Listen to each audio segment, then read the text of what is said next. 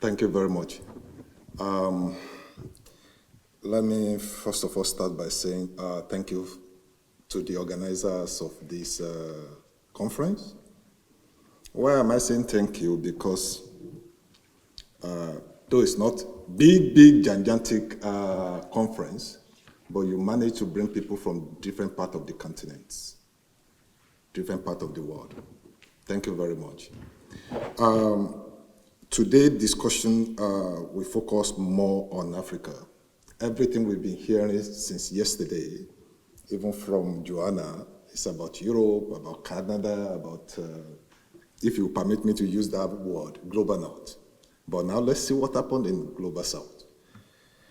The issue of oil dependency and Petro-states characteristics in Africa is a unique one.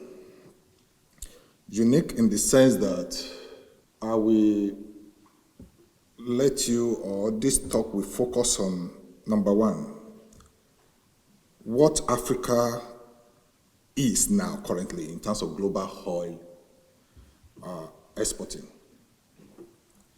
And then we will also consider what we have known, what we know currently, what is going on there in terms of oil dependency, inequality, and so on. And based on the research I'm doing currently, what we are still yet to know. These two questions are very important, and I would like you to pay attention because it's going to arouse your mind. The figure there, or the image there, is actually from ChatGPT. I was so curious to say, okay, let's see what we can say more about oil production and petrostate in Africa. And I was able to get this image, and though I modified it a little bit. It will interest you to know that Africa, in terms of global oil exporting system, Africa plays a crucial role. In fact, the current petroleum exploration and production, you find it almost every country.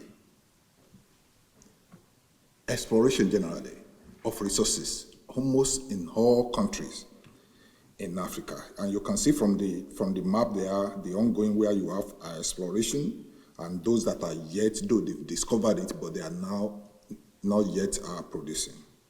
The implication of this is that Africa contributes a lot also in terms of percentage to the global oil market. And the research I'm doing currently in Vienna, we are looking at petrostate. I'm looking at the petrostate in Africa and how these inform genocide, ecocide, and gender. I don't want to use the term discrimination.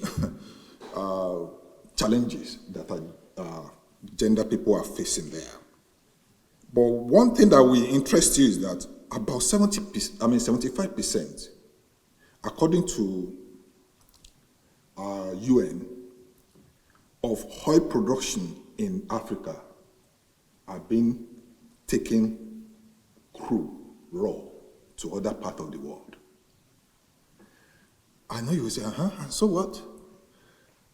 It means a lot in terms of the economic development in Africa.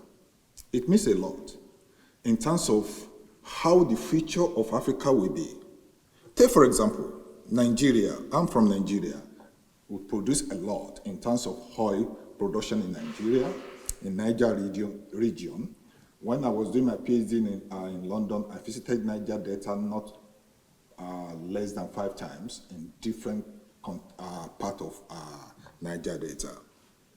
But when you go there, what you will see is that less development. Where you are having the resources taken out, 75% taken out in the whole Africa, the development there is actually like draft, very small. And it's also telling on the economy. For example, in Nigeria, you take the crude oil, you take it I don't want to mention any country, to the global north. And then you bring this oil back in refined one, sell it back to the country. It means a lot in terms of the foreign exchange. And that's why many of the currency in Africa could not compete with other currency in terms of the global market. And when you also look at this figure from UN2, in terms of the contribution, when you take US, Saudi America, you will see Africa there. Though globally, Africa contribute 10%. I know you will say 10%, that is too much, but it means a lot in terms of the global oil market, oil production. Now what I'm doing currently is just to look at, okay, in Africa, which country are actually petrostate? And when you look at this figure, though there are many of them, but currently I pick 5, which I will narrow in down in detail for this presentation. But when you look at the figure, you will see that in terms of the production, you have Nigeria, Algeria, Libya, Angola, Egypt. And Nigeria produced the highest, yes. But in terms of the economic situation currently, we know what is going on there. Long time ago, colonial issue also contributes to what Africa is experiencing currently in terms of oil production and even economic development. Take, for example, the larger percentage of the crude oil taken away in crude from major producing country, except Libya, and to another part of the world, and being sent back to them. So African oil production actually means a lot in terms of global market. But picking the 5 countries, you can also see from here that Nigeria, followed by Algeria and so on, they are producing a lot into the oil market, both in terms of the historical and the current situation. But I will draw a little bit on this historical situation in the sense that from the colonial era, the mentality is to just get this thing crude, raw, and take it away. Up till 2020, the refineries actually started 2021. There's no functioning refinery in Nigeria, though it's producing the highest in terms of the continent. Not that we don't have refinery site, yes, but many of them, one way or the other, just dead. There are political and, economic situation that frustrates them not to be able to function. But currently, good news is that we have new refinery that is actually coming up. Actually, the one built by the man called Dangote is the largest refinery now in the continent. To the extent that even the oil being produced in Nigeria is not even enough for it to refine. The current situation is that even from America, they are also bringing crude oil to refine there. Well, good news. But many other countries, like Algeria, I will not talk about Libya because there are still some refineries that are working very well in Libya. But Angola and some other ones need this type of facility in order to build the economy. Why am I saying this? Later on, we will link this all together. So, the little systematic review we've done so far to look at, okay, issue of genocide, ecocide, and also gender variation in petro-states in Africa. We set up 3 major questions. How the connection between oil production, genocide, ecocide, and gender inequality in petro-state, and also compare it with those countries that are not actually producing oil. Is there any variation in that? And I will give you a tip of the result so far. Based on the literature, anytime you talk about oil production in Africa, what you see in the news is genocide, ecocide, African oil war, corruption. In fact, I will talk more on that issue of corruption. Hardly any country in Africa that you want to talk about that you will not see the issue of corruption, but much more in oil-producing states. And there also you will see human rights violation, gender inequality, you know. And because of the presence of oil also, you see the situation where oil is actually driving conflict, both communal and inter-country conflict. Look at what is going on in Sudan currently. And anytime there's issue, the first target is the oil refinery where they produce oil. Everybody wants to get these resources to have access into it. Within the country and even in the global world, the first thing coming to Africa is that resources. And all these put together are the story we will find in the literature, from scientific literature. But few information about how oil actually impacts women, gender variation that you have in this continent. Does it have something to do in terms of how women actually have access to labor market? We will get there. Now, in terms of ecocide, I will just give you a tip from Niger Delta. The issue of the OD genocide in 1999. Up to today, the community are coming up gradually. And this fellow actually wrote a book, which is quite interesting when I read that book, that we thought it was oil, but it was actually blood. And many things, when you go to literature, you just Google and type Niger Delta. First thing you will see is that oil cause, oil problem, genocide, things like that. Not only there, even currently in Sudan, go to Libya, go to Egypt. All these are actually linked to the oil. But let me give you a tip of what actually happened in OD. Oil company, I still don't want to name any of them. I've been mining for a long period of time there.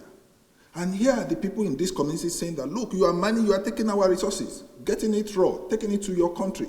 Now the whole community polluted as a result of oil spillage. You need to do something. But because they don't want to take responsibility, the best thing they can do is just to hide beside the government, which is, I will call, high level of corruption. And in the long run, the government brought military people to that community to say people should just quiet, blah, blah, blah. And one way or the other, they could not quiet. They attacked one of the military. As a result, it was total disaster. The military people just burned down the whole community. A lot of people died. Up to today, the issue there is that nobody knows the exact number of people that died there. I mean it, up to today. And we have this type of genocide in different parts of Africa. Do you know the worst scenario is that when international media will pick it, hardly you will know much. But anything related to ecocide or genocide in other parts of the world, before you know it, within a few minutes, you see it being broadcasted in all international media. I will also give another example. I've been to Ogoniland several times. This picture, one of the pictures is actually from the NOSDRA, which is National Oil Spillage Unit for Nigeria. When you go to this part of Niger Delta, series of oil spillage are going on, leading to what we call ecocide. affecting the livelihood of people, because the majority of the people there live in rural area. And in the rural area, they depend on land for their agricultural activities. And there too, for the onshore, even the onshore oil exploration too, we also have people, some Ijaw people in the Niger Delta that are actually depend on water for fishery. That's their main source of income. But oil spillage and other pollution from the oil has been going on there for quite a long time. For the image you have here, some of them, I updated this one recently from Google, and when I was doing my PhD, that was 2012. How many years now? Interestingly, it was just like very small then, but to me then big. But the situation currently is actually much. Though some of these oil companies are trying to pull out from Nigeria gradually, but still, the mining exploration is still going on, affecting the environment. The map here actually shows the oil spillage incident. Till current, you can see that it's really, really much, and all part of Niger Delta has been covered. Now, let me pause here. The whole essence is that, of my talk so far, is that anytime you hear about oil production in Africa, you see the issue of ecocide, genocide, pollution, and so on. But there are one aspect which is very quite interesting to me to know. Is there any connection between oil exploration, genocide, and ecocide that we can see in that region? Can we link this also to how women actually have access to work? Women in labor force, comparing different Petro-states. And based on the pilot study I've done so far, using panel data, we discovered that majority of the oil producing states in Africa actually have this challenge in terms of the gender issue. The majority of the women are not actually have access to work, maybe in the refinery region or other part of oil-related companies.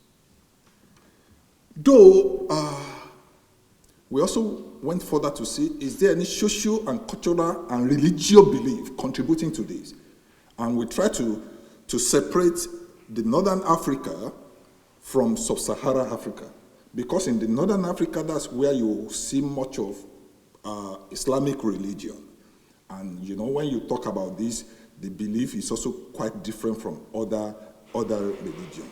Though there are still some little variation, but much variation we see so far is that in many of these oil producing countries, majority of the women do not actually have access in terms of in the labor market.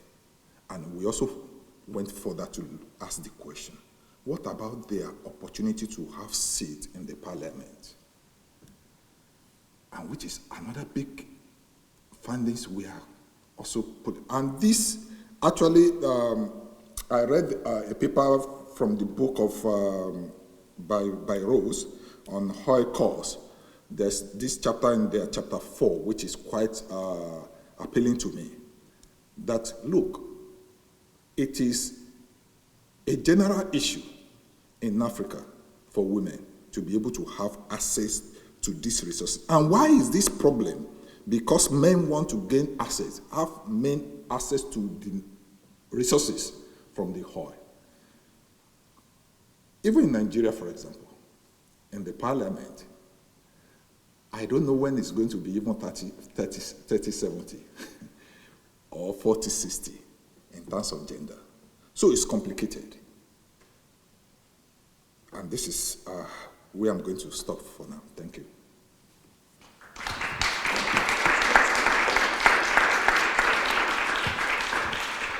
Thank you, Ayansina, for this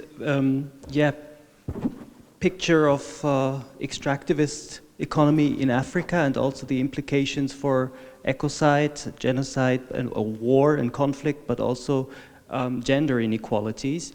We have time for questions and comments now.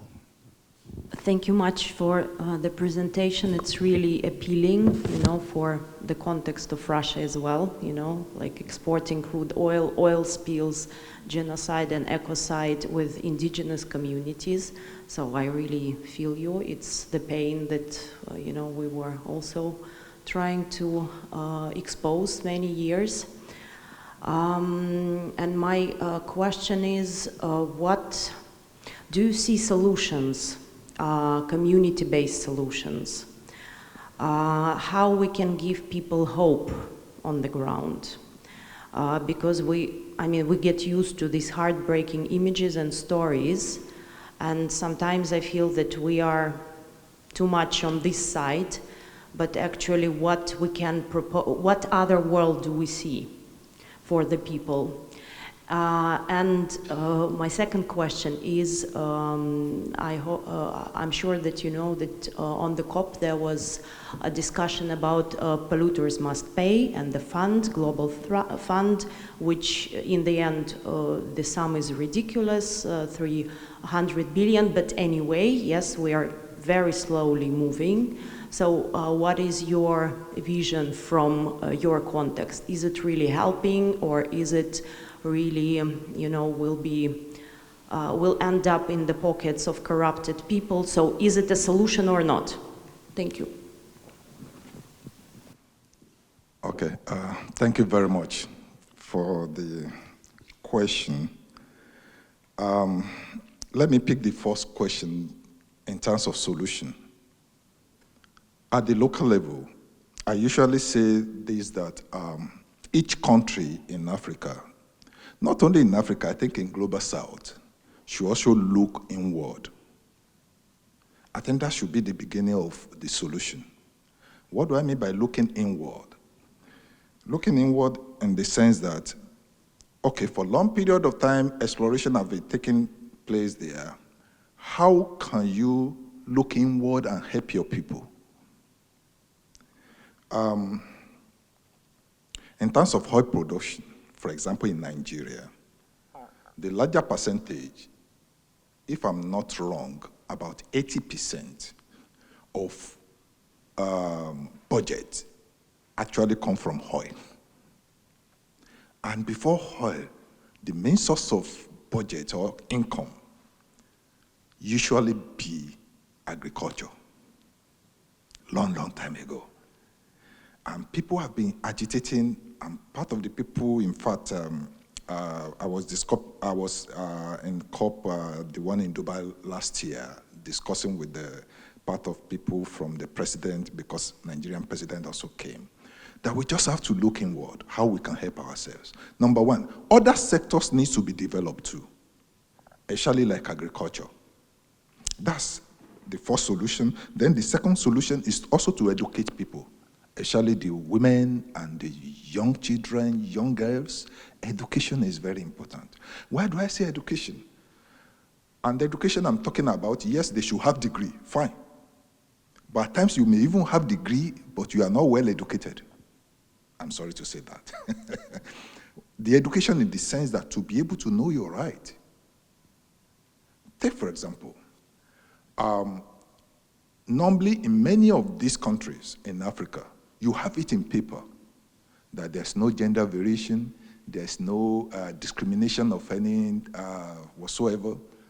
But the question is this: we have it in the paper, but what about the action? And women, young girls, those in rural environment need to be educated and to be able to know that you also need to take responsibility for your community and for yourself. Not quite a long time ago, I happened to be part of the people that usually do selection for one scholarship in Nigeria.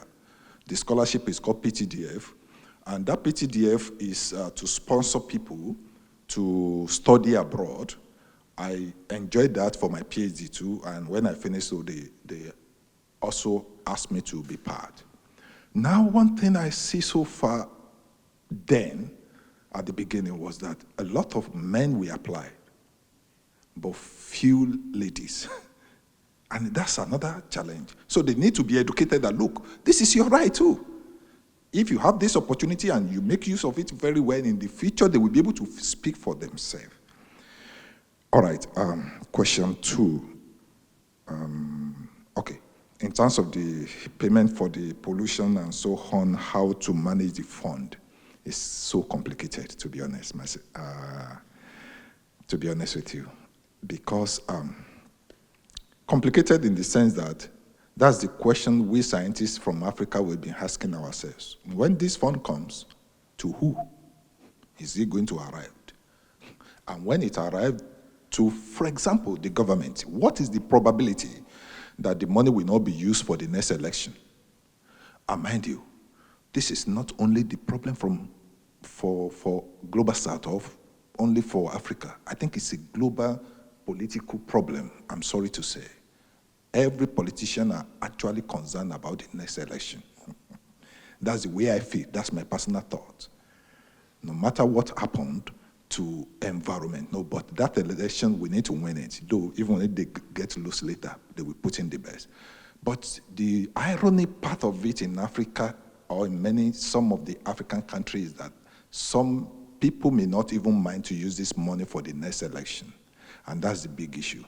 But what United Nations, especially UNFCCC, should do when we have this type of fund is to support much more of research, things that will go directly to people that will be able to bring climate solution, for example, or environmental solution. Direct to the people will be the best. And why am I saying this? Sometimes it's also so tricky to be able to say that when the money comes, how are they going to use it? In many of these oil-producing states, majority will go to IMF to borrow money, for example, for the development for the country, but how many of this money are actually going for the development? It's a big challenge. So if that is going on currently, what is now the probability that if the money comes from the environmental fund or from the climate fund is going to be used effectively? It's tricky and complicated. I think that's the way I'm going to answer that question. Thank you very much. Thank you. I've seen one more question. Thank you. I have a comment/question. The question is, I just want to hear you talk more about why, even if it's speculative, you think there could be a connection between more gender inequality and petrostates. And the comment piece is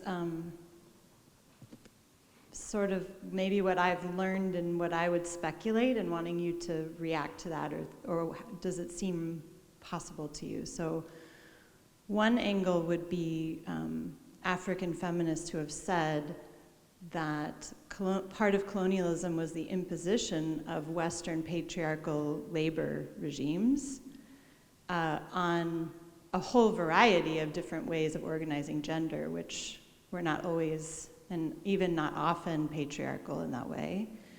And the second is Tim Mitchell's argument about the oil curse, which was that instead of thinking of it as some endogenous corruption, thinking of it globally in the way that Western oil corporations, I mean, he's talking about the Middle East, but funded, supported, and preferred authoritarian regimes. And Mitchell doesn't go into gender, but these were also tended to be patriarchal authoritarian regimes. So I wonder if that's also the case going on here when you talk about the linkages between oil companies and the state. Yeah, you're very right. I think we have similar findings and similar case.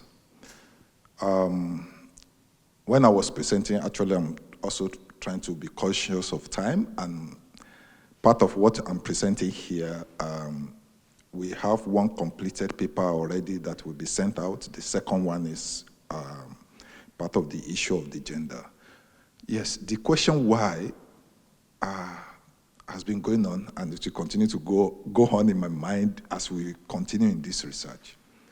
Yeah, the reason for it is actually complex too. I will not say totally that everything is because of oil production, to be honest. Because at the beginning, when we look at the general picture for the whole Africa, everything appeared that in many of these oil-producing oil states, petro-states, women have less access in terms of labor force, and in terms of the seat in the parliament, they also have less access. Then we now compare this with other countries that are not oil producing. Then we now say, oh, okay, in some of these other countries too, I think they also have a little trend, though not as much as what we have in the oil producing state. So then, okay, now we ask the question, why? Now let's divide even the petro-state into two, those in the north and those in global south. Later on, we even want to have Southern Africa, but we have a little issue with South Africa because of all these apartheid issues. So we say, okay, we can drop that. Let's compare what is going on in Sub-Sahara with the north. And to be honest with you, the cultural and religious also play a lot also in this. But much of this is being pronounced as a result of the fact that everyone, especially in the political circle, want to have access to the oil resources. And then if you now interplay that with the religious and cultural and societal belief also relating to gender issue, then it's now much more pronounced. In terms of corruption, I agree with you that a lot of corruptions too are, though we tied it to indigenous corruption, but some are also being influenced by international players of oil production. I'm sorry to say this, in many of, the question you need to ask yourself is this, in many of oil or petro states where you are having conflict going on currently, who is actually funding this conflict? Where do they get the resources? That's the question. Long time ago, during the civil war in Nigeria, we all know that immediately after the colonial era, the civil war long time ago, and some part of the global south, global north, supported north through east of Nigeria, while some part also supported east. So you can also see that the influence, international influence, also play a lot in ecocide, also in terms of corruption. So I agree with you. Thank you very much. We have time for one more question or comment. Thank you for this. So I'm doing research in the North Sea with oil and gas, but also just with people, and particularly with a small island chain, very small, that managed to negotiate in the 1970s really successfully with the big oil companies, forced the companies to build one oil terminal, to share an oil terminal instead of spotting them all over the islands, because the oil from the North Sea is coming in to this one little island. And also to get 3 pence a barrel for all the oil that came through the terminal. So 17,000 people sort of on the Norwegian model of just, huge amounts of money. And now oil is fading, and this is my question. There's sort of two things related to your talk. The first is that they've essentially, as the wind power is coming in, been turned into an extractive economy, extracted from economy, even though they weren't necessarily before. So now the wind power is made, it's shipped down a brand new cable, and then they have to buy electricity back up the cable. So even though the wind is, and there are wind turbines going in everywhere, But also that the wind companies seem very, very good at exploitation. Like it's almost like they're better than oil at managing the sort of the tamping down of any community ambition. And so when you say like communities looking inward, I think that's something that's happening all the time on these islands. They're very good at sort of self-management, even if there's only 1,000 people. But these 1,000 people are now negotiating with giant wind companies, and the wind companies are just fucking them completely. And so my question is like related to your work, what is the place of the corporation in this, and how have you seen over time corporations learning to be better at the sort of various modes of corruption and destruction that are ongoing? And I ask this question because of your slide, because you have this slide of like oil spills from 2021 to 2024, and there's a gazillion of them, right? And it seems like they're getting better, actually, at spilling oil. Yeah, so I guess I'm wondering if you're seeing this kind of like savvy that isn't about necessarily government and corporations colluding, but just corporations being better at extractivism.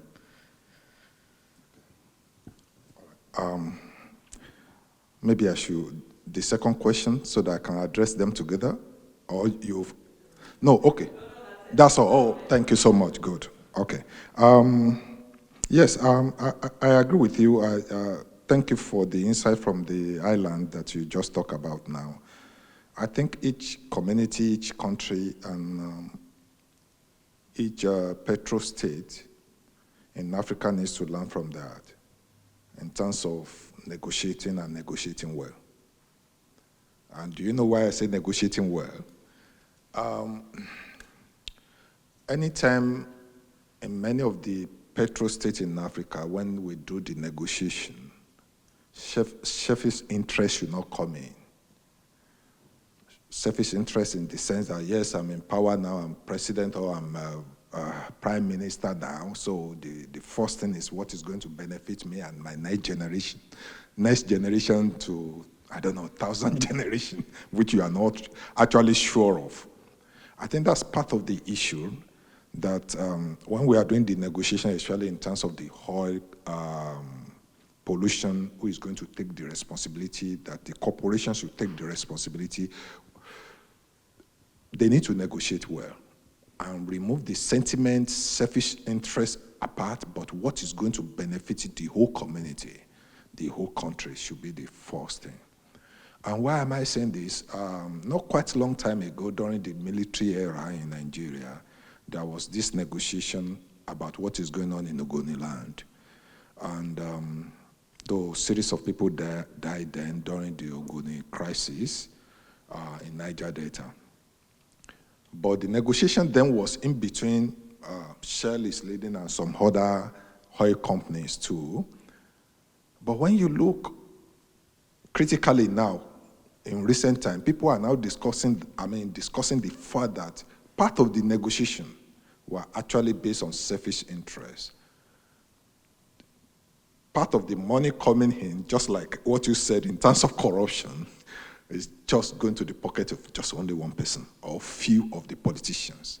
So I think many of the oil-producing countries in Africa needs to learn from that island. In terms of cooperation, is it getting better? That's another tricky question. I will not say it's getting better, to be honest with you. But the only thing that is getting better is that they are now being forced to produce the data in terms of, they have the data already, but to publicize the data in terms of oil spillage, for example, and in terms of all other things relating to oil pollution and their production. But what about the quantity per day? We have the quantity that they said they mined from, especially Niger Delta, I know much from the data, but is that the actual quantity? So when you look at it, they will say they are doing something in paper, but in the reality, but is that what we have on the ground? Well, in terms of the oil spillage, we will say that it's getting better gradually.